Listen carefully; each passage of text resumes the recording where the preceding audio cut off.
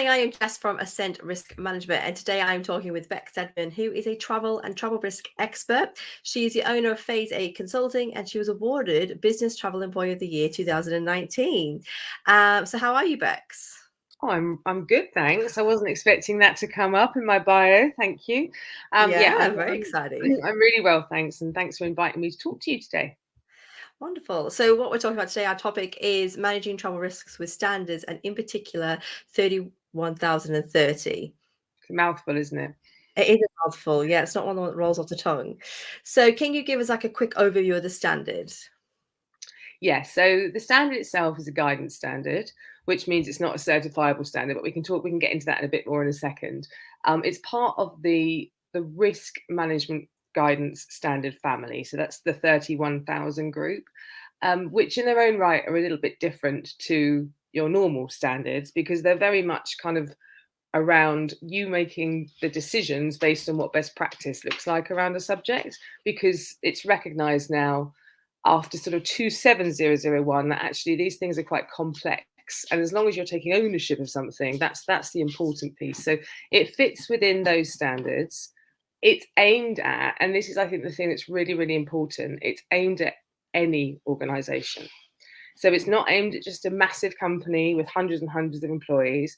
It's aimed at any company or organization that allows their staff to travel or to move, and that can be internationally or domestically, as part of their job. So Okay. it's designed to work as well for a large company as a small company, because you just take the bits that you need, and that's the idea around it. So it literally is for everyone. Wonderful. So very flexible. You can manipulate it to work for yourselves. Brilliant. Okay. So we kind of just briefly touched on that. We kind of go more into who is it for? So who would be kind of like using this guidance? So as far as the sort of roles, I guess, within an Yeah. organization, travel is one of these really weird things that it doesn't really sort of sit comfortably anywhere. And that's because actually it kind of overlaps to a lot of different departments. But what you normally find is that it sits either at a contract level with procurement, and that's really for the suppliers that you're using to support your travel program, or it sits in finance as sort of price to control. And that certainly was true going into the pandemic, so sort of pre 2020, 2019 time. People were traveling so much, it simply just was a cost to control for many, many companies. And this idea of duty of care and looking after people was sort of a box to tick, as opposed to something really important that actually you should be building your travel programs around. So that's really what this standard is sort of designed to do. And it's it's the first iteration, and there'll be many to come in the future, I'm sure. But what it does is it puts a line in the sand for a travel manager, for a procurement manager, for anyone who's currently looking after travel, to just sort of understand its wider remit and to have a think about it from different perspectives. So it's very much based on a governance style Mhm. standard, which is where risk comes from, because it isn't just down to one person within the company. So it's a stakeholder standard, and it's about trying to involve other people within your organization who will have a say in this. So thinking about people from data, thinking about people from HR, thinking about people from risk, if you have that within the business, and Mhm. then also talking to the bookers and travelers themselves. So it's what this standard does is it allows you to move a travel program from being, like I said, a cost to control, to being something that you really understand as a business and you put your arms around, and look after primarily your people, your assets, and your reputation. Wonderful. Okay. So I think you kind of just covered this, but if you want to add any more on, feel free. But like, why is it needed, or what is the benefit? Is there any extra benefits we haven't just discussed, or is it? I think, yeah, I mean, yeah, I can go on, don't worry. Um, I didn't think I'd love a standard as much as I love this standard. But the thing is, I've been working in travel all of my life. And in every job I've had, this thing has always come up, this thing of, but what happens if something goes wrong? What Mm, is in place? And there's there's just so much of a grey area that when it does happen, and unfortunately, we live in a world where things are going to happen, and it could be minor. It doesn't have to be a massive global event. It could be minor on the scale of it's only affecting one person, but that one person could be affected deeply by whatever experience they've had. So we've never really had anyone take responsibility for this piece within the travel industry or within the kind of corporate side of it for those people that are traveling. They've probably thought that by using an agent of some kind that they're sort of they're pushing their responsibilities around, but actually over the years what that has meant is that companies have sort of lost control of their programs, and they're not really sure in some cases why they're traveling at all or for what purpose. And what COVID has done is really sort of changed that for us. So it couldn't really have come at a better time, because what it's doing is giving companies a framework to have a look at and say, actually, we've got all of this in place, we're doing all right, but we haven't really thought about this bit, or we haven't thought about this bit. For me, it's like I call it like an umbrella standard, which sounds a bit strange, but over the last 5 years, we've had some really big topics to tackle within companies, be that sort of diversity and inclusion, be that traveller well-being and just general well-being, be that mental health. And all of these things we're doing things about. But when it comes to sort of to how we then handle that stuff operationally, there's nothing really in place to help you. And this standard is a way of pulling all of that stuff together, because it is important when your specific employee is traveling that you understand as much of them about them as possible, so that you can look after them. And we've really got to change the rhetoric around this from actually we just care about how much money you spend to actually we really care about you, and we want to be sure that this trip absolutely needs to happen because we want to make sure we're hitting our ESG goals. We want to make sure that we're not putting you in a situation you shouldn't be in. And if we decide that it should, then we want to make sure that we're wrapping everything around you to make sure that you're fine. So sort of gone are the days that, we just jump on a plane and don't think about it anymore. That world has changed. We have to think about it now for a variety of reasons. And this standard for me just pulls it all together. Yeah, I love that. I think COVID's made everyone realise that actually travel isn't always necessary, and there's a lot of things you can do, without it. And I think that ties in very well with this sort of ISO standard. It kind of goes really hits home. It goes against the grain a little bit, and I stand here as a travel industry professional who ultimately want people to travel, because otherwise our businesses wouldn't exist. But I think we have to make a stand and realise that actually we were just doing it too much. And there is an idea of what purposeful travel is and should be, and that's something we're beginning to define now. So that's what this standard really helps do that. Love it. So it is a guidance standard, as you mentioned earlier. Will there be any certificate scheme? This is so interesting. So all over the internet, you're going to see things popping up, and people talking about the fact that they can certify against the standard. I've been speaking to a lot of travel companies recently because I'm working with a client, and there's all sorts of different stories coming out about how they're doing it. And ultimately, currently, it's a guidance standard. Most standards start life in that format. It's very normal because you have to kind of get people to be interested in them and want to actually sort of take them further. What's particularly interesting about this standard is because it's in the risk groups, they don't really bend well to certification, because the whole point is you make up your own rules, and you then have to stick to those rules, and you have to prove that you're sticking to those rules. So you put everything in place, you decide what your risks are, you decide how you're going to mitigate against them, and then you make sure you do it, because that's the point. If you ever end up in court, that's what they're going to want to see, that you've actually done what you've said you're going to do. So from that perspective, it does lead itself to an audit of some description, and there's already sort of some companies who are operating a sort of audit against a gap analysis for the standard, which is great. But as for the actual piece itself becoming a full certification, that's still up for debate, and it's still a long way off if that was to come. So the standard itself won't be rewritten probably for another sort of 3 to 4 years. It will stay within its format, and we need people to start using it, start working with it, start asking questions about it, and that's how it will evolve. But there is another side to it, and I always see this as sort of two different kind of areas within this area, within travel. So you've got the corporates and the users and the owners of the programs, and then you've got the suppliers that actually service them, whether that be hotels or airlines or rail companies, whether that be the travel management companies, the online booking tools that we use. And it's massive. It's so much bigger than you can possibly even imagine.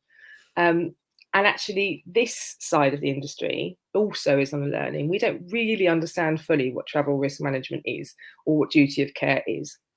And actually, we need to up our game as an industry. And there is a certification standard being written now. I'm part of the group that are leading that. And that's a British standard, which will complement the ISO standard, which will become a certification standard. At least that's the plan. We're putting it all forward now to hope that this is the case. So it's not a done deal. But there's lots of industry experts coming together to sort of say, okay, well, if I was a travel manager and I wanted to align against 31030 and I want to choose a travel management company to work with, what do I absolutely need to know? What absolutely is essential that comes from this perspective when I'm thinking about travel risk? And then we're building this certification that travel management company or that hotel or that airline can then get to say, yeah, I've got this, which means I align to 31030. So it's part of a kind of 10-year roadmap as to where this is going to end up. And this is the first piece, because you can't fully align to 31030 if you don't understand your vendor management program. And that's the bit we're trying to tackle at the moment. And then that will allow it to flow. So for now, no, and it's not likely to be for the future. But that, we can never say never with these things. They grow legs, and really the users will demand where this standard ends up.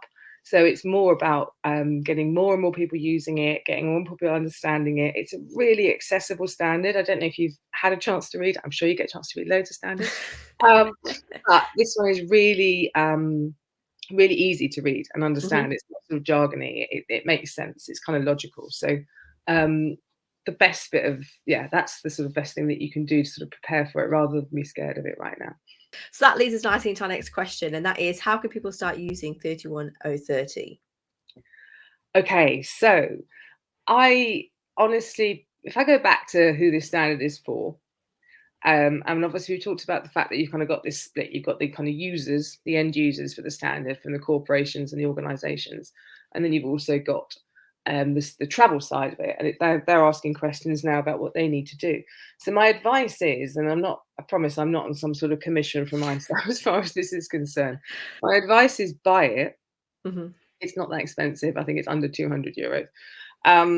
And if you compare that to your travel program, whatever you're spending, it's nothing in comparison. So have a look and just read through it and start thinking about where you're at as far as this is concerned. You don't have to bring in a professional to do that. You can. But actually, what you'll probably find is that most organizations are somewhere, they've got something in place, but it's about scratching under the surface a little bit more and finding out kind of really what that stuff you've got in place means and how it's being used. But the first thing to do is to purchase it and then actually think about within your organization, who are the stakeholders as far as this is concerned. So we talked about that a little bit earlier, the different departments, the different areas. And if you use the idea of my people, my assets, and my reputation, you'll build all of those stakeholders around that, and all of those people will have an involvement on this. That's the first thing to do. From there, you'll get an idea of where you are, what you need to do, and it may be that you need to bring a consultant in. Let's hope so. It may be that you can just talk to your travel management company providers and have conversations around them. But the key is just have a look and decide where you are. Don't just think because you outsource that you know where you are, because that's something that's really kind of coming a little bit unstuck with at the moment. They have to kind of bring this program back and they need to own it themselves. Wonderful. And final question, is this recognised in the industry? It's getting there. It just won an award, which is excellent. So that was an industry-based award. Okay. So PwC have done a audit against the standard. I was talking about that earlier with a company called GSA, and they won the People's Award for the best duty of care risk management sort of piece, or the most innovative. I think that's really, really important. So it's been talked about now, and it came out in 21. It was talked about before it came out. And obviously it came at a point where people weren't really traveling. So it was sort of there rumbling underneath. But it is really beginning to get legs now. So I've seen it in tenders. I've seen job applications talking about a different type of job. So rather than a travel manager, maybe a travel risk manager, and they have to have some sort of understanding about the standard. So it's coming. And I think it's going to get to the point where when it starts being used regularly in legal or court situations, when now it exists, in that situation, the law has the right to push back and say, well, did you not put any of this stuff in place? So even though it is just a framework, and even though you don't have to, this standard sort of sits, it's a moral compass. There's something different about this standard. It's not just about money. It is really about looking after your people and doing everything you can to protect them, because that's what you'll need to be shown that you're doing in the event that something untoward was to happen. And I think let's just go back to the fact that it's not just big stuff. It's not just about managing risk. Lots of companies manage risk very well from a high risk perspective, from a high risk situation, or being in high risk destinations because they're used to having to travel. This is about that, but this is also about the everyday. It's about knowing that you've got something in place that when you send a traveller abroad and they actually have a real problem at that point and they're really low as far as their mental health is concerned, and something happens that triggers them, that you've got something in place that will help that person in that individual need.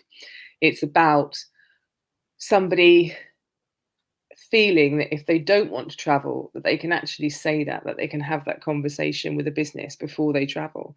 It's about talking to your travelers when they come back from traveling, to understand and to keep moving forward, and to understand that each trip is worthwhile and is worth it. So it's a lot more than just people may kind of think that it is.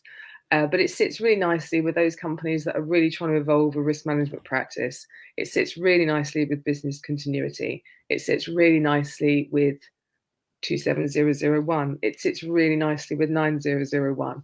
And of course, we talked recently, it sits really nicely with 45001. So from the occupational health side, because these are your people. Now your people are on the move. And if I can give you kind of one strap line that I've started using when I talk about this to corporates, is I just simply say anything that can happen to a human being can happen when they're traveling. Yeah. The problem is it's probably going to be worse because they don't have a support network of any kind around them, especially if they're traveling on their own. So that's what we're mitigating here for, which is endless. But it's not that difficult to do once you've got a framework and you start thinking about it in this way. So yeah, that's it is definitely being recognised within the industry. I took a slight curve then, but that's just to show that it's happening, and it's not a case of burying your head in the sand. It's a case of when are you going to start working with this, I think. It still seems like such a new standard. So I think, as you said, once it starts getting more and more recognised, I think it is going to, looking after your staff is becoming, it should have always been, but it is becoming more and more prominent in businesses now. So I think it's definitely one to watch. Absolutely. And I think it's essential for those coming into the workforce. And I think that it's these generations that are coming in underneath me, for sure, who are going to drive this, because it's their expectation. I mean, we just went, oh, that's just work, is it? That's just how things are done. These generations coming up underneath us, your generation, are not doing that. They're actually saying, you know what? No, not sure I want to work with a company that doesn't think about this stuff. And this is what this standard helps to push forward. So yeah, I'm really proud to be part of it. It's really exciting. Sounds very exciting. Yeah, I'm looking forward to seeing more about it. So yeah. Well, thank you very much for talking to me today. I really appreciate it. I feel like this has been great, and I hope people can then understand, why they can use this standard and why it is important. So I think you've done a really good job of sort of explaining everything and how it is flexible and needs for everybody. So thank you. No worries. Well, thank you so much, like I say, for inviting me to do this, and I've really enjoyed it. Wonderful. Thank you.